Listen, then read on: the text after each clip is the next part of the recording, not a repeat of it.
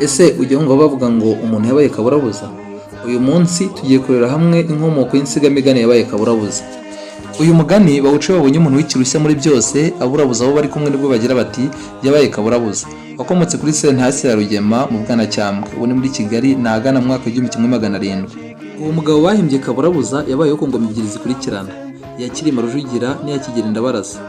Iryo zina rya kaburabuza si rye rya kibyeyi, ahubwo ni irihimbano. Irye bwite yari Sentasi ya Rugema, iwabo hakaba i Karama ka Kigali cya Mwendo.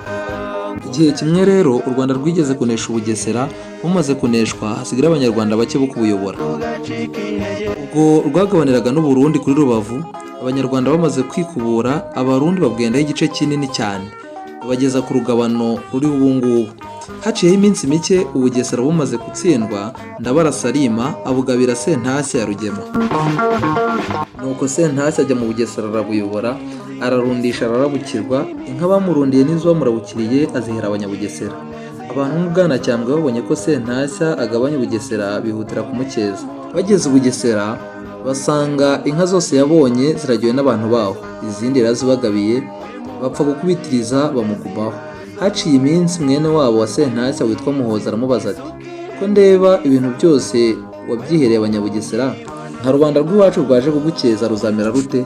Sentasi aramwumvira arumirwa, ageze aho aramubwira ati, nguhaye kujya tujyana mu biraro by'inka zanjye kureba uko bazifashe. Buracya bombi barashogoshera bajya mu mashyo y'inka kugenzura abazifashe neza.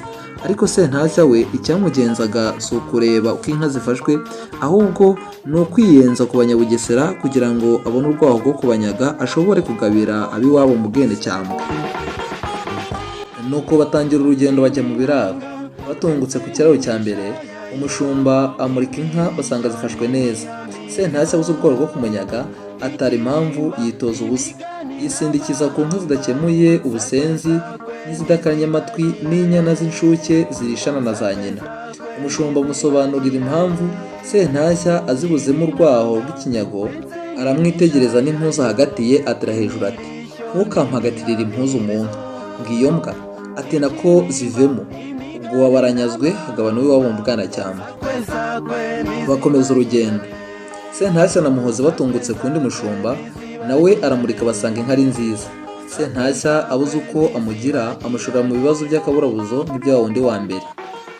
Ageze aho aramutumbira, asanga akenyeye impuzu, nawe aramubwira ati, ntuzangarure impuzu mu nka. Nawe aranyagwa hagabana uw'iwabo mu Bwanacyambwe. Aho barahava batunguka ku bundi bushyo, noneho Sentasi abona umushumba we yacitse ino, agenderaho yiyenza ati, sinshaka icyo kintu gicitse mu nka zanjye. Umushumba anyagwa atyo hagabana Umunyabwanacyambwe. Nuko akomeza kubiyenzaho anyaga Abanyabugesera agabira Abanyabwanacyambwe, basigara ari bo bategeka Ubugesera n'inka zabo.